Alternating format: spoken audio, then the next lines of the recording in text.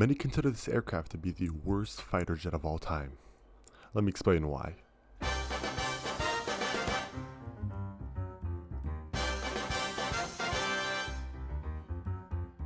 During the 1960s, the Soviet Union were trying to develop a successor to the MiG-21. See, one of the main issues of the MiG-21 was the fact that it kind of needed a 30-kilometer long highway just to be able to take off, which, crazy concept, isn't really ideal during a war scenario when literally everything around you is blowing up. So, the Soviet High Command decided, hey, let's try to make an airplane that can take off in a slightly shorter runway.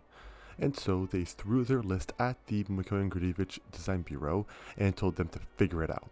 At first, the bureau was planning on sticking engines in a more vertical way to try to make it take off shorter, but then, common sense eventually came in and clocked it for its shift, and so the idea was scrapped, and they decided to choose sweeping wings. The primary goal of the airplane was to kind of be a general upgrade of the MiG-21 by having a better radar, better performance, better interception capabilities, a longer range, and a shorter takeoff run. And so they whipped up a batch of MiG-23 prototypes, and it had its first flight in 1967.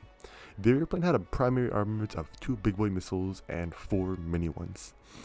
Now, this is where things get kind of complicated because the Soviet Union decided to export the MiG-23 to its allies. However, them being them, they couldn't let some third world country have access to their super duper crazily advanced 1950s technology, but they couldn't let that happen.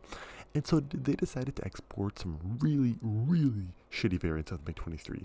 Like, I'm talking the radar, which was supposed to be the main selling point of the MiG-23, was just a MiG-21 radar instead, which defeats the whole purpose of the MiG-23, because then it's just a more complicated, slower, worse MiG-21. Okay, not slower, but worse MiG-21. There's just no point to it. And mix that with some mid-Egyptian, Syrian, and Libyan pilots, and you end up with the MiG-23 having one of the worst KD ratios in the late 21st century. However, this doesn't mean that the airplane was complete garbage, as one of the biggest issues of it was the fact that it was generally developed in a quick manner, and a lot of the design features were pretty rushed, and so there was a lot of kinks to iron out. And keep in mind, the airplane was meant to be an interceptor, which, although that is a pretty annoying argument that people use, it is kind of valid. It's meant to intercept bombers, not necessarily fight against F-14s over the Syrian desert. Come on.